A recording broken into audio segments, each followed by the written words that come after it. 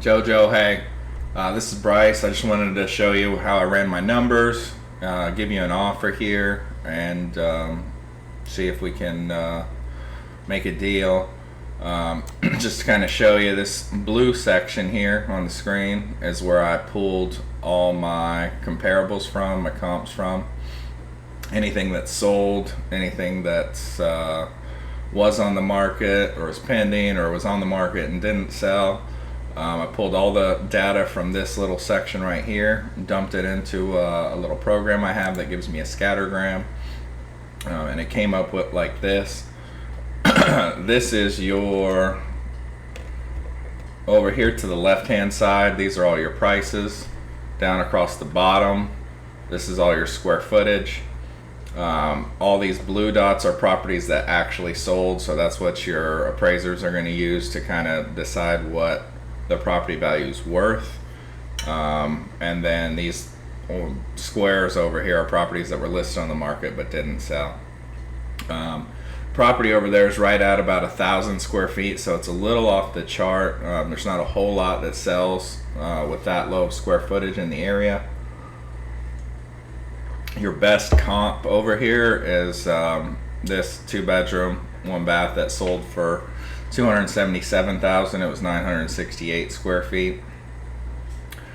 If I drew this line out down to 1,000 square foot, I'm going to be at about 250 for fair market value. That's the line right here, and this is just the slope that kind of represents all these dots, that the highs and the lows, top of market, bottom of market. And the red line just kind of gives you the fair market value. So I think on the high side, it could probably go for 275. On the low side, it probably goes for 250. That's retail. Obviously, I'm in business to make money, and I need to do a little bit of a rehab. So I'm going to take the 250 and just kind of work backwards to get what I think I can offer you fairly cash and close pretty quickly. So I'm going to take the low side of 250 retail. I'm going to have to pay, in this market, I'm probably going to have to pay 3% to the buyer to help them get into the property, help them with closing costs. I'm going to have to pay 3% to a real estate agent to bring me a buyer, and then there's about 2% closing costs. So right off the rip, I'm going to take 8% off that 250. That'll get me down to 230. And then I like a 22% profit margin. So I'm going to take off 22% profit margin right there.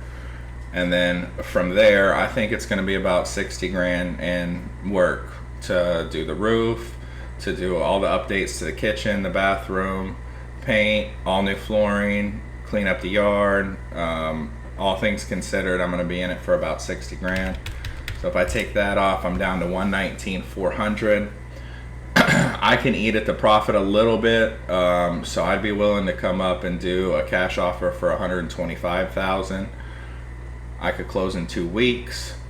You wouldn't have to do anything else to the property. Just take what you want, leave what you don't, and 125, and we will. From there, we can take that to title, and like I said, it takes me 2 weeks to close tops.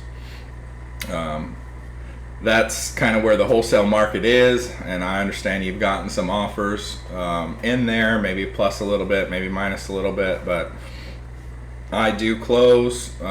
Just a word of advice for some other people that may be giving you offers.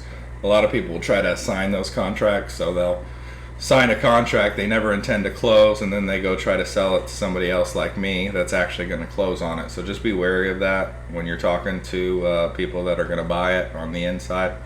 But I'll close on this myself. I want to sign the contract. 125,000, close in 2 weeks. I close with Southern Capital Title. This link is shareable, so feel free to send it to whoever else is going to be in on making the decision. And let me know if you have any questions, and we'll go from there. Thanks so much for letting me come out and see the property, JoJo, and let me know if we can make a deal.